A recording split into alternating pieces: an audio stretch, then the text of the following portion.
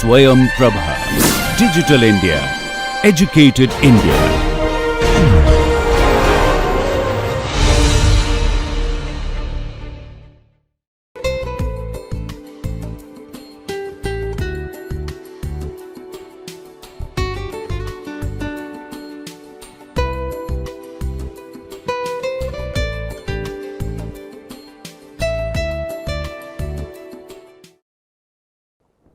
Welcome back to the course titled Strategic Communication for Sustainable Development. My name is Aradhana Malik and I am helping you with this course.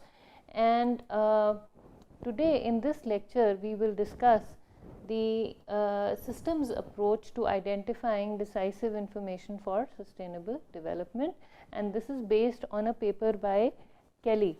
So I will give you the complete reference of this paper as we move on. And according to this perspective, the first thing we do when we try to design a communication strategy for sustainable development is we try to analyze the situation, and in doing that we first try to find out what is sustained. So you will say, okay, we are talking about communication, but we are moving in all directions. We are talking about stakeholders, we are talking about strategy, we are talking about risk, we are talking about corporate communications. Now not a lot of literature exists on the application of the principles of strategic communication to sustainable development situations, and that is an attempt I am making through this course. I am trying to bring all of these things together. So in this strategy, has been discussed in the context, specifically in the context of sustainable development. So what do we do here? The first thing we do is analyze the situation, and in analyzing the situation we ask some questions. The first thing we ask is, what is this animal called sustainability? What is being sustained? What are we trying to sustain? Why are we trying to sustain it? How are we going to measure this concept of sustainability? What are the politics involved? Who is going to influence whom, and how and why? So what all will be the dynamics of the communication processes that will be going on in the community when we are having this discussion about sustainability? What are we trying to do here? That is a big chunk. That is the analysis of the situation, and that is step one of this process. When we talk about what is being sustained and how to measure sustainability, we look for indicators, we look for things, we look for concepts and ideas, we look for markers that will help us measure the impact of what we are trying to do here. So we look for indicators within the community, and some characteristics of indicators as instruments of information regarding sustainability. So when we ask the question, what is being sustained? Why is it being sustained? Why are we talking about it? What are we going to measure? We are looking for information regarding sustainability. And how do we identify this information? We identify it through indicators. And how do we know what is an indicator of sustainability? We look for concepts and ideas that are user driven. So the indicators that we choose for identifying as instruments of information regarding sustainability need to be user driven. They must be useful to their audience. The indicators must be policy relevant. They must be pertinent to the policy concerns. They must feed into the policy. They must be relevant to the policies or to the issues that drive the formulation of policies, to the issues to what the policies are going to influence. They must be highly aggregated. So when we look for indicators, there could be many indicators. Excuse me. There could be many indicators of sustainable development in bits and pieces, at the micro level and at the macro level. There could be many indicators. What we need to do is we need to categorize these indicators and come up with aggregated categories. The final indices, the final categories of indicators that are measurable should be few in number, and these are some of the characteristics of indicators that we will use for information as instruments of information regarding sustainable development. So in a previous class I told you that I am not very comfortable with the idea of sustainable development being measured, but in order to satisfy our stakeholders, who are the people who are going to fund the sustainable development efforts, we have to have some measurable outcomes. And how do we assess these measurable outcomes? By first assessing what is out there, what is a problem, quantifying this gap or this problem, and then doing something about it, and then measuring what we have done in terms of assessing the situation in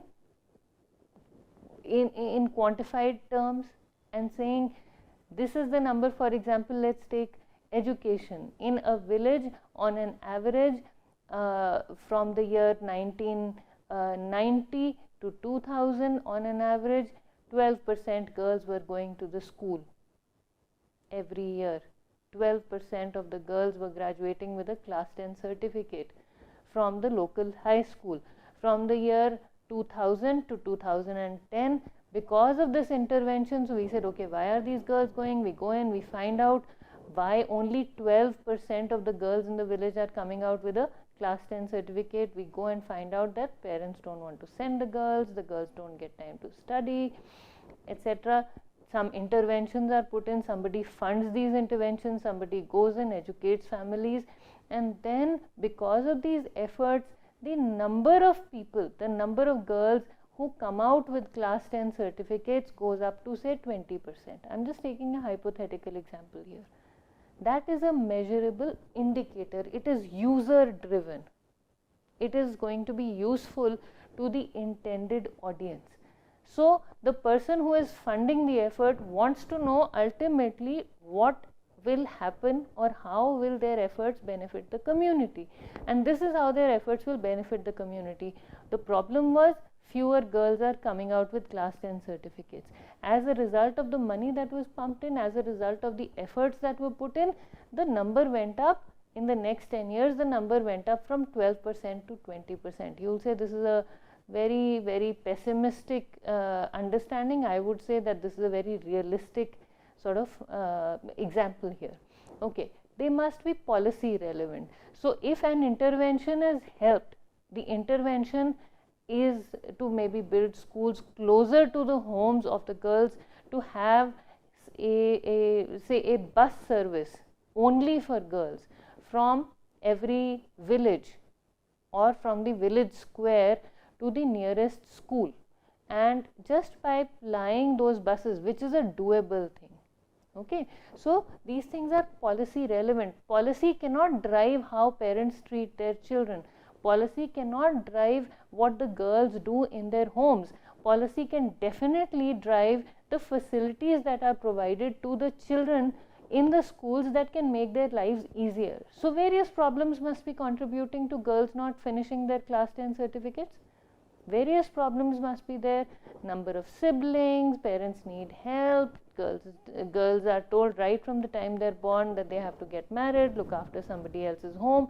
So that is being discussed in the house, and at that time we can't interfere with those things. We'll say we'll have social workers going and raising awareness, but we still cannot control what goes on or what kind of discussion goes on in the families of these children. But we can definitely provide facilities. One of the problems that is visible there is less of, let's say, this is just a hypothetical example, that there are fewer buses. Parents are concerned about the safety of their girl children. They say we don't want our children to walk 4 or 5 kilometers on their own. So the government says, okay, this is where we can help. So the policy is to ensure that there is some form of safe public transportation, maybe a bus driven by a woman bus driver, so that parents feel comfortable and safe. And so the bus takes the girl children from the village square where parents come and drop them. They go in that bus to the nearest school, they are brought back in the same bus. And not only that, attendance is taken when they board the bus and it is taken when they get off the bus. The conductor maintains a record of who is in the bus at any given point of time. That is an implementable policy. Okay, so policy relevant, highly aggregated. So a lot of problems. So we say, okay, parents have this discussion, that discussion, there's a problem of facilities. We categorize these facilities, put one group of, we categorize the problems, put one group of problems into, say, family discussions. The other group of problems is facilities for transportation. The third group of problems is schools or electricity in schools. Fourth group of problems is provision of school supplies. So it's not books and pens and pencils and notebooks and computers come much later, but drinking water and bathroom, it's just school facilities.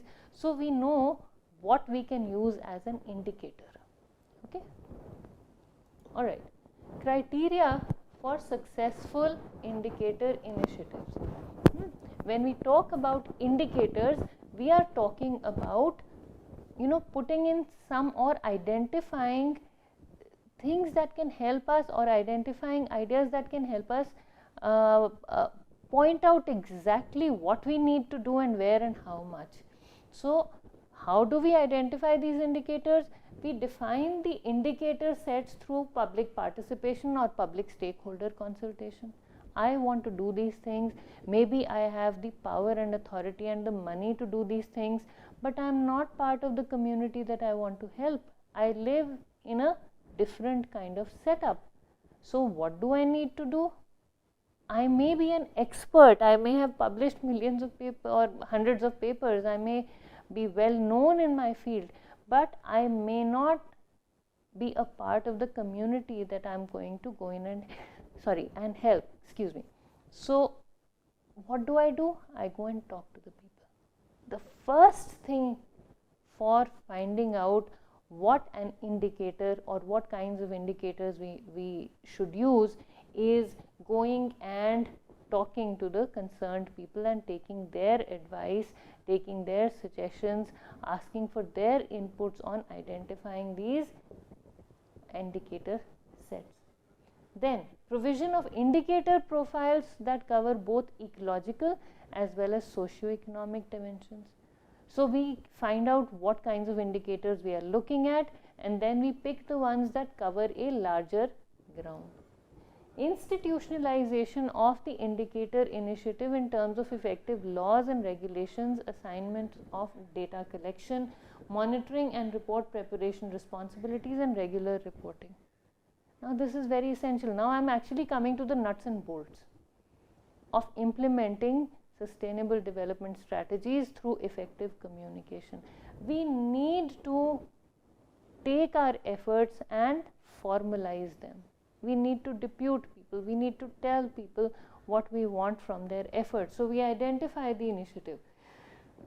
We put laws and regulations and policies in place, and we depute people to collect data, and we depute people to monitor and prepare reports, monitor the data collection and prepare reports, and we ensure that the reporting happens on a regular basis so that the indicators are formalized and the results are visible to us. Integration of indicators into the decision process. We collect all this data, we write papers, we publish papers, people do their PhDs.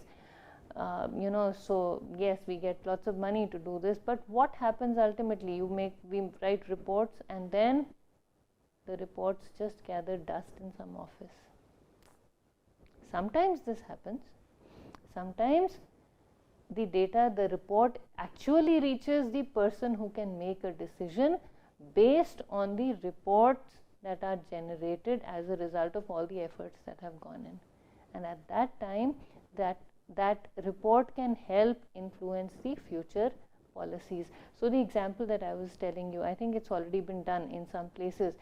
But something like this, we collect the data, we find out how many children are not going to school because of lack of adequate transportation facilities, we keep a record, we maintain documents, we find out, we talk to people, we reinforce, whatever we thought was happening is reinforced. We put a bus in place, we see the attendance going up, we see the participation going up, we see the pass result going up, we see these children being gainfully employed in professions outside of their villages, coming back to help their villages. So we have mountains of data that we use, and then we say, okay, this one initiative helped raise the quality or the inclination to go in for formal education in this particular village. So it should be integrated into the system, and the next time it's not a policy decision, it's not a matter of policy or an experiment, it is a decision for that area. So it starts with an experiment and then it becomes a final decision for that area. Okay. Pressure state response framework for developing environmental indicators. So we find out what is happening to the questions that we ask for developing environmental indicators are: what is happening to the state of the environment or natural resources? Why is it happening? What are we doing about it? 3 things. What is the concern at hand right now? Pressure state. Why are we concerned about it? What is happening? What is bothering us? And then we find out the reason for whatever it is disturbing us as far as the environment is concerned. And then we ask ourselves, what are we going to do about it? This seems pretty logical. This is called as the pressure state response framework. We identify the pressure state, we identify whatever it is that is causing us discomfort, and we respond to it. Okay.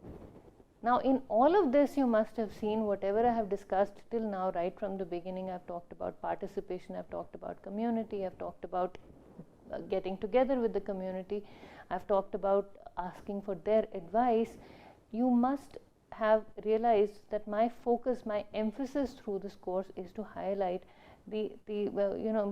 what I'm really concerned about in this course is to highlight the impact of the feedback from the community on our policy decisions.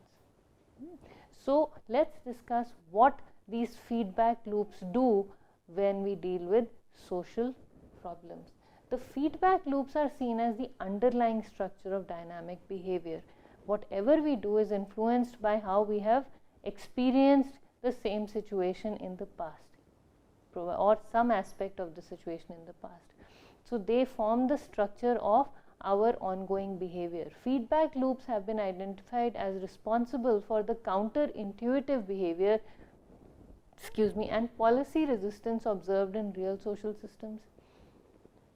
Policies are implemented, but unfortunately, feedback is not taken as to how that implementation served the community or did not serve the community, or what changes could have been made to the policy. So people become wary. Okay, so feedback loops have been, so if the feedback loop is not used, is not utilized to the fullest extent possible, people feel uncomfortable about some policy decisions. The way people respond to policy decisions is dependent on the effectiveness of the feedback loop. If the feedback loop is utilized properly, the policy becomes more acceptable. Any policy that is implemented in a particular region becomes more acceptable to the people in that region. On the other hand, if feedback is not taken from the community or is not utilized the way it was promised to be utilized, people become wary. People do not either, they realize that their feedback will not be sought, or they realize that whatever they say, the implementers will do exactly as they please. So they become uncomfortable with giving feedback. Okay. Feedback loops and the notion of loop dominance provide an intuitive and accessible description of mathematical models created to study the behavior of complex systems. So there are researchers who have quantified the feedback loops, the way the feedback loops function, and they form the basis. Repetitive patterns that are observed through these feedback loops then become the basis for quantification of these processes. Feedback loops enable the creation of self-contained theory where patterns of dynamic behavior, sorry, it should be patterns, I've made a spelling mistake there, where patterns of dynamic behavior are understood as consequences of the internal structure of causally closed systems. So, when we see repetitive patterns in the feedback loops, we realize that there is an ongoing cause and effect sort of loop within that society, within that system, and this is the patterns of dynamic behavior are understood as consequences of the internal structure of causally closed systems in any community. By looking at the feedback loop, we can find out what is causing what.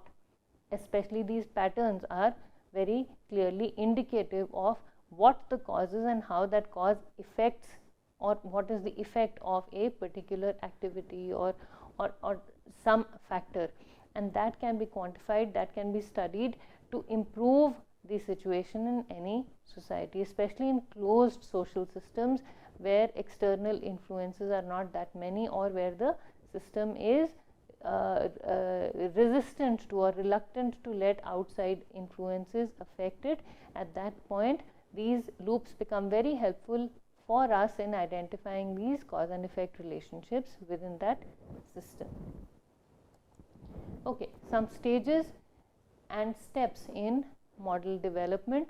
The first stage in this model development, where we can actually quantify these